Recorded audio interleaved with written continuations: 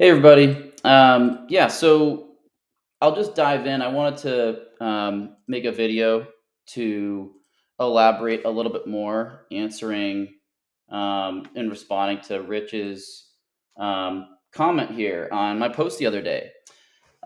So just to kind of clear the air, clarify in case anybody else was curious on about his comment here. I guess first off, he says like your company's strap line is to kill cold prospecting and make prospectors pay to pitch, so to speak. So just to clarify that, um, we're not necessarily trying to. I mean, I guess we're kind of like trying to kill cold prospecting, but um, what we're trying to do is just make it better. We're trying to just make it a win-win for buyers and for sellers. Like we're trying to like build a world where um, instead of getting a 1% reply rate on cold emails and a 2% reply rate on cold calls, like because that just is not efficient. That's just not an that's not an efficient way for people to live and to do business. It's not efficient, and sellers don't really like having to do that and having such diminishing returns and getting so many no's and having to chase somebody for 6 months just to get a response and have them just say no. So anyways, we're just trying to like figure out a way to make it better. That's all, you know. So maybe it says on our website, killing cold prospecting, and if you're somebody who, is an SDR or is in a leadership role with SDRs, I can understand how you might not like me or might not like our company or whatever. We're just trying to build a channel where bringing buyers and sellers together with less friction. We're just trying to like improve the sales process for both buyers and sellers, really. So I guess that's all I'll say about that for now. And um, by doing consulting on the side to help folks with cold calling and cold emailing. And you also were one of the main guys on LinkedIn who really drove cold outbound as a craft and profession when you were at Lead IQ. So yeah, I mean, like why did I pivot from doing all that stuff and training and teaching best practices for doing outbound when I was at Lead IQ and now pivoting to what we're doing at Pitchfire? Like things changed, things changed, things evolved. If you ask Ryan O'Hara why he started why he started Pitchfire, it's because he was at Lead IQ and he was training people on how to on the best practices and, for cold calling and cold emailing, but they weren't really being adopted. Like even in the year 2023, like over 10 years later, after Ryan was trying to train people on personalization and how to do research and don't do spray and pray. Like still 2023, like I literally earlier today, I was still getting hammered and hit up with spam in my email inbox, and I was getting spam text messages and spam LinkedIn messages. Like, that's why we started Pitchfire. Um, as a way to stop the spam and to elevate the profession of sales. Like, yes, we have a platform where prospectors have to pay to pitch, but that if you think about it, that elevates the profession of sales. Sales reps have to step up their game.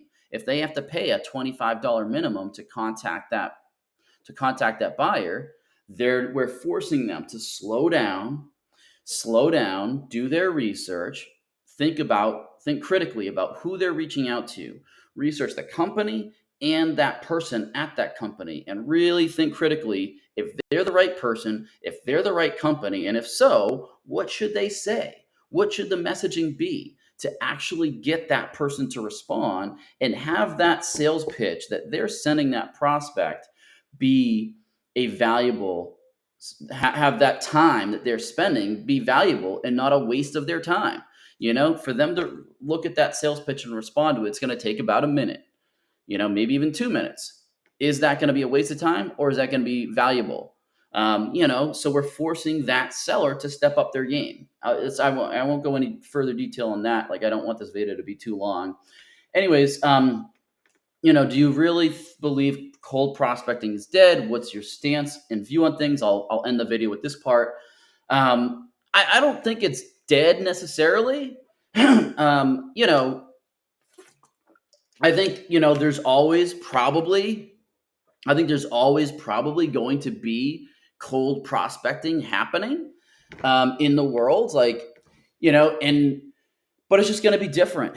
Like, I mean, videos didn't exist 5 years ago. It used to only be cold calling, and then you added email, and then things like sequencing and cadencing came about.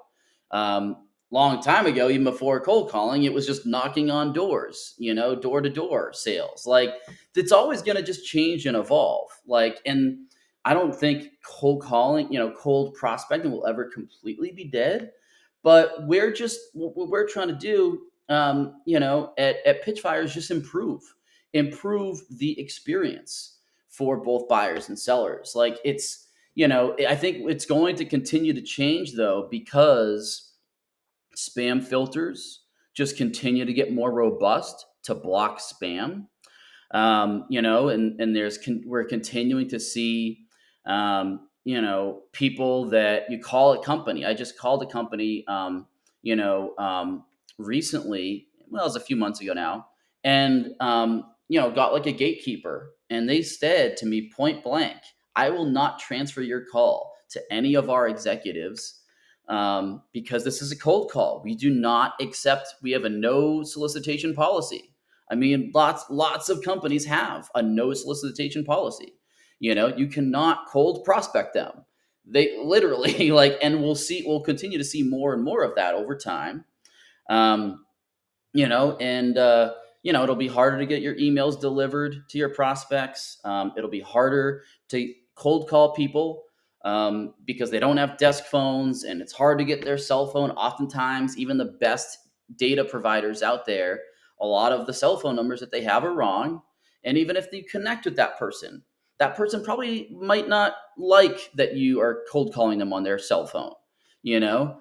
And a lot of times they might not pick up and answer if they see that it's an unknown number. Like, there's just going to continue to be these challenges over time, more and more of these challenges with cold prospecting. So, that's kind of what we're trying to do at Pitchfire, is figure out what's next. What can we do? What can we offer as an alternative? But yeah, that's pretty much it. Like, that's kind of, more elaborating more on my response to your comment there, Rich.